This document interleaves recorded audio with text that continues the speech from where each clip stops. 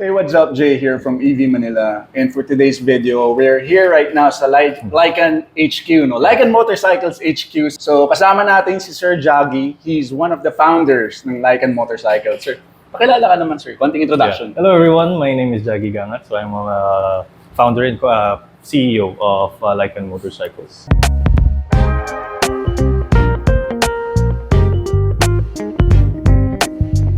So what we do is we do Filipino-made electric vehicles. Yan. So the reason why we're here is isa kami sa unang makakakita ng prototype nila, no? Which is the Lycan Atlas. Atlas, no? yes. So sa mga ka-EV dyan na interested sa EKS, bakit hindi pa tayo kumuha ng gawang Pinas, di ba? Quality rin eh. Kanina nung niride namin, grabe, no? So konting short background din, sir. Gusto lang namin malaman. Syempre kasi marami dyan bumibili. Hindi naman kilala yung brand, di ba? Yeah. Konting backstory paano nabuo ang Lycan Motorcycles. Okay. Sige, Lycan kasi yung Lycan was founded in 2020 during the pandemic yan eh. Kasi 'di ba during the pandemic walang mga kotse, lack of transportation talaga. Pero sino ang nasa kalsada? Ang mga motorcycles. Motorcycle scooters. Sila scooters, 'di ba? So naisip ko bigla, bakit nga ba wala tayong Pinoy-made, Filipino-made na motorcycles? Bakit puro tayo import, puro tayo other brands, China, Japan, Korea, di ba? Germany and so on. So bakit nga ba wala? So I decided na okay, since ang passion ko talaga kasi is to create to create my own legacy in terms of innovation, in terms of doing something not just for myself pero yung makaka-affect sa mga tao, and at the same time hopefully maging catalyst tayo ng na pwede natin ipaglaban sa global market na kaya din ng Pilipino. Kasi definitely ang Pilipino, if you look at everywhere sa mga motor shops, sa mga nagko-customize, sa mga tao, mga individuals, 'di ba? Ang gagaling nila gumawa. Pero ang nawawala lang kasi is yung support or yung drive to create a real product na hindi lang siya yung parang nire-repair natin or kino-customize yung gawa ng iba, pero to create our own product na pwede natin talagang isabak sa local market and eventually sa global market. So time out muna tayo mga ka-EV. I'm pretty sure marami dyan ang excited sa paglabas ng Lycan Atlas 2 at kasama na kami dyan. Pero alam nyo ba na bilang subscriber ng EV Manila, pwede kang magkaroon ng malaking discount sa pagbili ng Lycan Atlas 2? Yes, so please don't forget to like the video, subscribe sa channel namin, and we will show mamaya, abangan nyo yung code na magagamit nyo exclusively sa pagbili ng Lycan Atlas 2. So, let's go back to the vlog. So within the mobility space, we are hoping na Lycan can make it within the next 10 years. Yan. Tapos nag-start kami kasi sa internal combustion engines. Ang plan kasi namin, we should introduce we make internal combustion engine motorcycles first kasi yun ang alam ng market. Yes. Back then hindi pa masyadong familiar ang tao sa EV eh. Now, once we are able to get the trust na okay ang gawa ng Lycan, then we shift fully to EV. Kaya we were surprised din eh. Kasi nung chine-check namin, sabi ko, Lycan? Sabi ko, alam ko motor yan eh. Sabi ko parang big displacement motorcycles yan eh, di ba? Yes. Oo. Correct. So, when we tried it, syempre, gusto na namin talaga mag-launch, mag-enter ng production. Pero napakahirap. I mean, hindi lang sa development side. Siyempre, development side is one thing, napakahirap na niyan. Second is yung regulations natin, how do we scale it? Third is yung capital needed kasi we need at least ₱500 million pesos to start a production facility. Which napakahirap. Ang hindi kami makakuha ng support in that avenue kasi alam na ng mga tao or yung mga big players that engine vehicles will eventually die. Yes. Mapapalitan na kasi ng EV. So when we shifted to electric, sabi namin, okay, let's do 180 pivot. Go tayo sa full electric. Ayan na, doon na nagkakaroon ng mga opportunities. Sobrang dami mga opportunities which made it easier. Hindi naman easier technically, pero it paved the way for us na kaya namin magtuloy-tuloy. So this time around, we will be entering production already, thankfully. That's good. Sir, siyempre, panigurado yung naabangan ng mga tao eh. Itong nasa likod natin, kitang-kita eh. Imposible hindi mo makita to lalo sa daan eh. No? This is the Lycan Atlas 2. No. Pero sir, di ba hindi ito ang unang model nyo? No. I believe meron kayong unang parang more budget-friendly and commuter type na scooter, di ba? Correct. Nag-develop kami last year Nirelease namin siya, pinakita namin sa public November last year, ang Atlas One. Mm. So we were testing it out, ano ba magiging feedback ng market. We sold a couple of units, diba? Para makakuha kami ng feedback. And then yung mga feedback, yung mga nakuha namin, we tried to improve it. Ang nakita namin dun sa unang product namin is we can do better, bigger. Naging bigger siya, hindi lang siya because of gusto namin bigger, pero it has its own purpose and reason. It's because yung size niya, yung performance niya, nakita namin kasi yung unang Atlas, hindi siya kaya makipagsabayan. Yeah. And which can be very dangerous sa mga hindi naman masyadong, na hindi enthusiast, or yung mga beginners pa lang, which can be dangerous on the road. Lalo na, it's sa Metro Manila, napaka-violent ng mga, ng mga super riders. aggressive yung mga Aggressive, drivers diba? dito. So, we made a lot of improvements and developments, and then, syempre, we came up naman with this one. So, specifications naman niya is dun sa mga hindi masyadong ma-familiar sa EV, it has better capacity, better power, better performance. Not the best, hindi siya yung pinaka-premium out there. Kasi we want to make it affordable pa rin naman for everyone. Siyempre, yung market mo, titingnan mo rin eh. Kasi sabihin natin, sagarin mo. Lahat ba ng tao kaya yung presyo, di ba? Exactly. Tapos ang dami nagre-request na top speed dapat 100. Pero in reality, yeah, it's not. It's not. It's too It's not dangerous. for everyone actually. It's too we want this kasi to be an alternative sa gas motorcycles. Yun ang diba? magandang ano doon. So, nakaya ng lahat. Na hindi naman tayo lahat nangangarera eh. Diba? Gusto lang natin pumunta from bahay to Point office. A to point B lang. Point A to point B, that's fine. We get there safely, it's fine. Doesn't matter how fast. How fast, how slow, no?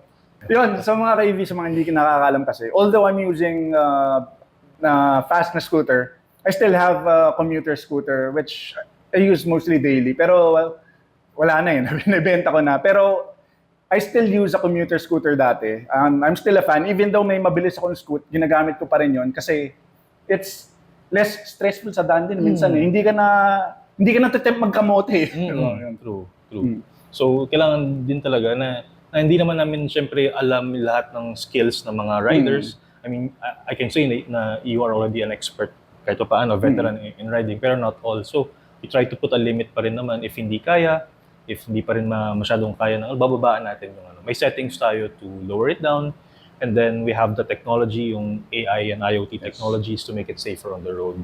Yun. Sir, alam ko prototype pa lang to nasa likod natin. Pero can we share the specs ba? Okay, so ang specs nila in terms of battery, nasa 72 volts na siya. And then power, ang wattage na siya, 3 kilowatts. Peak power na, malakas naman na siya. So it's enough, pero not too much. Yes. Diba? Ang range niya, ang na-estimate namin, based on our initial tests, pumapalo siya ng 60 to 80. Depende sa speed mode. Pero since this one, I'm not sure if I mentioned it earlier, pero dual battery siya. So may slot siya for 2 batteries na swappable. So that's also one of our plans na ma-integrate namin this year. So long range talaga, no? Long range. So kung doble ang battery niya, kasi anyway, may space siya for 2 batteries. So swap mo lang siya, tanggal, nag-switch na siya. Yun, so mga ka-EV, meron kasi tayong mga tinatawag na enthusiast talaga na yung mga nagpapatalon ng scoots, mga hardcore riders. Pero this is not the scooter for that. This is designed in a different way. This is for everyday use eh. Di ba yun ang target tama ng Atlas? Commuters. Commuters, yes. So, ito, isa pa mga ka-EV, I'm sure, marami magtataka dyan, bakit napaka-bulky ng design? You won't know it unless you try it. So, pero pwede ba natin explain yung idea behind the design? Sure. Pero before yung idea, ikaw muna, ano ba na-experience mo because of the bulky design? I'm actually using a naked scoot eh. So, on that one, ramdam mo talaga yung wind drag. Especially if you're going, let's say, for example, you're going 50 na, ramdam mo na yung drag ng hangin eh. This one, sabi ko nga kanina, nung iniikot namin ni Josh, sabi ko, Josh, hindi ko napansin 40 na ako kasi hindi ko maramdaman yung hangin. Naka-helmet pa ako na may visor. Sabi ko, ganito pala feeling ng 40 pag hindi mo nararamdaman yung hangin. So, I think yun yung design kanina is to prevent yung wind drag sa tao mismo. Yeah. That's one. That's one talaga. That's one of the purpose of the design. Second purpose kasi is, syempre, before we even designed this, even last year, ino-observe na namin yung ano ba yung mga current scooters na meron ngayon. Mostly maliliit na scooter, very naked, which is prone to accidents kasi napakanipis niya. Halimbawa, yung mga nabanggit mo na brand na Xiaomi, yung mga very entry level, napaka-nipis at napaka-dangerous. Na maski ako, nakamotor man ako or nakakotse, natatakot ako para dun Oo. kasi hindi ko siya makita. Ikaw ang kakabahan para sa kanila eh. Diba? It's dangerous. So we made it bigger. Una, to keep the battery and the components inside of it protected, very well protected. Second is for enhanced visibility. Ngayon, if you also notice yung platform, yung apakan, nakataas siya. Mas mataas siya compared sa mga mga usual. It's because to also give that another edge na pag nakita ng mga kotse, mga truckman, yun ang number one na very dangerous, yung mga truck. Hindi ka kasi kita may eh. blind spot. Yung view nila eh. Yeah, it's yun. So give it an edge na pataasin natin and then make it wider para mas visible sa daan talaga. And kasi ang isa rin na napansin ko sa mga scooters before is yung accessories na ina-add nila are aftermarkets already. Halimbawa, yung mga auxiliary lights, mga ilaw, 'di ba? Maski yung display panel, yung mga volt. Kami mga ka-EV ganun, if you're gonna see our scooters, meron laging add-on na ilaw, add-on na busina na, di ba? Yeah. So kami, we want to make it stock na para hindi ka na gumastos, hindi ka na additional na gagastos.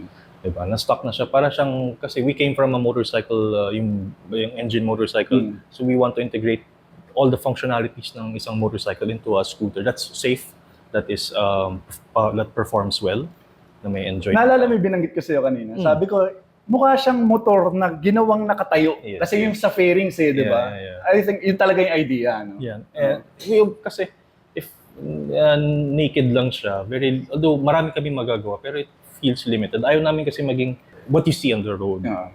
Ang motto nga ng Lycan is to challenge the norm. So we have to be unique, we have to be different talaga. Sa una lang kasi maninibago ka kasi ang tao sanay pag nakita scooter, maliit, di ba? Parang kami pagdating namin kanina, we were expecting kasi yung version 1. So pagdating namin, malayo pa lang kami. Sabi ko, Josh, yung pa yung Lycan. Sabi ko, laki nun na, grabe. Yeah. Kasi actually, although people would classify it as a scooter, pero we want to think of it as a vehicle already. Hindi na siya scooter. So, most of the parts are motorcycle components din? Not naman lahat. Not all. Pero may mga motorcycle origins para syempre makuha natin yung performance talaga in terms of suspension. Kaya nga na-enjoy niyo yung suspension. Oo nga. Yeah. Grabe mga ka-EV, sobra. Coming from a NAMI user na alam naman natin NAMI is super comfortable. Grabe yung suspension. Pinapatalo namin kanina. Grabe. Parang si Noel nga, natatawa kanina, nag-ikot. Nandun ka nun, di ba? Sumama ka ng sunscreen. Kita mo siya ganun-ganun. Sobrang na-enjoy. Parang sabi ko, this is something na magagamit mo everyday kasi alam naman natin yung roads dito sa atin eh, di ba? Potholes, yung bumps, speed bumps. So at least ito, hindi mo masyadong mararamdaman given the wheel size and yung suspension. So basically, what we did din kasi is we took lahat ng information that we got from yung mga current scooters na meron sa road and the market ngayon, scrapped it out, made something better, and we developed it further. Thinking in mind na hindi lahat enthusiast kasi may mga gumagamit ng mga scooters ngayon, hindi naman enthusiasts, pero yun nga, baka because na hindi sila ganun kagaling sa pag-ride, diba? So we want to give them pa rin yung standardized comfort. And we want to earn yung respect ng mga riders using an Atlas on the road na pakita ng mga kotse, ng mga motor, hindi nila parang ibubuli. Diba? Yun. Sir, kailan ang launching nito? Any estimated dates or year? Yan, dapat bukas. Oh, yun mga ka-EV, bukas. Saan ang ba, sir? Pwede bang puntahan yun? Hindi. Sinabi ko naman kay Hannah na dapat bukas. Online launching pa lang naman. Pero after our online launch, actually nag-launch kami, nung October 12 and 13 during our event sa Fairmont, Makati. Yun yung first time namin pinakita sa market sa mga tao yun. Anong reactions sir ng mga positive na reaction. Pero hindi nila na-test ride. Yun lang ang difference. Yun ang difference. Yun ang difference. So we were lucky enough mga ka-EV na grabe, hindi ko masasabing ikot eh. Ilang ikot talagang ginawa namin to feel it. Talagang try yung kung gaano siya ka-nimble, suspension, every aspects ng electric scooter sinubukan namin. Kasi bilang medyo, sabihin na natin, tama, experienced na rider, we could say kung okay ba siya o hindi sa market. And we could say, this is definitely this is a very good EV na pwede mong dalhin everyday na hindi ka mapapagod sa daan eh. No? Correct. Oo. Correct. So after, I'd like to invite you. Priority ko kayong i-invite. Yun. Yung EV Manila. When we do naman yung mga road testing natin after this. So we'll just do, a couple more tests, finishing touches and safety measures to make sure na safe. Once okay na, may green check tayo sa lahat doon, we'll begin yung road tests natin. So we'll do Metro Manila, we'll do Quezon City, and then other cities. And then we're looking into doing one in Cebu, in Davao, in Aklan, diba? Yung mga regions. So those are the places na dadalhin namin si Atlas. And siguro by then, if ready na yung dalawa pa naming EV models, we'll also bring it as well. Okay, sir, any additional... Or where can they check Lycan Motorcycles out? Facebook page Yeah. or website? Yeah. You guys can visit us on Facebook, Lycan Motorcycles, or visit our website, lycan.com.ph. Yun, meron na kami doon ginawa na waitlist if you guys would like to join the waitlist. Mauna kayong makita yung presentation namin, price, yung specs, yung locations, and everything else, lahat ng mga details. So sign up kayo doon para makuha. And then you guys can do pre-orders. We'll be offering this already for pre-orders. Magkanong price range nitong Atlas 2, sir? Ikaw ba, how much do you think this is? Sa specs, alam kasi natin ng mga 72 volts. Baka once ng electric kick scooter or electric vehicle is lumagpas ng 72 volts, lumalagpas na ng 100,000 range yun. Yun kasi talagang presyo sa market ngayon. Like in Dualtron, Whipped, Nami na 72 volts, they're all above 100,000. So, probably 120, 130? So, tingin mo 120, 130? Sa specs, ha? Specs-wise. Specs-wise. Pero, since we want to make it affordable nga talaga, it's below 100. Below 100. Below 100? Di pa ako magbigay na, di ko pa pwede sabihin sa'yo yung exact price, pero it's a below 100. Any additionals? Ayun lang. Support us, guys. Yeah. Support us. If you would like to try it out, you guys can take advantage. Kayong isa sa mga pinakauna makakagamit ng Lycan. We ship nationwide. Eventually, we will, hopefully by next year, we can get already our service centers up and running in other regions outside Metro Manila. Pero in order for us to do that, syempre, we need your support. Yun. Buy muna kayo. Guys, I'm not sure how to emphasize it more. This is proudly Philippine-made, di ba? This is the only electric vehicle na ganitong style na gawa ng Philippines. So, marami sa atin naghahanap ng electric vehicles na affordable. This is it. May power, hindi ganun yung presyo, di ba? Saka yun na lang galing, very enthusiastic. Yun. Reliability eh. Pero hindi pa namin masyadong masagot yun kasi hindi pa enough yung testing natin eh. Correct. So, make sure na abangan nyo yung next video namin. Kagaya ng sabi ni Sir Jaggy, we're gonna do a road test talaga eh. No? Yeah, endurance test. That's Endurance one. test. So, ang test na gagawin natin, endurance test, stress test, wet test, aerodynamic testing. Yan. So, if you would like to join our adventure, our journey, di ba, makita nyo rin yung process, then by all means, we'd like to invite you.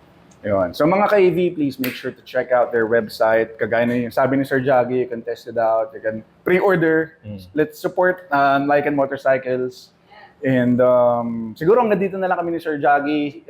Make sure to hit that notification bell. Nabubulol pa. Kulang sa kapito mga ka-EV. So make sure to hit that notification bell para once na magawa na namin yung road test, isa kayo sa unang makakakita, di ba? Correct. Sige. Yun. So this is Sir Jaggy and Jay from EV Manila signing out.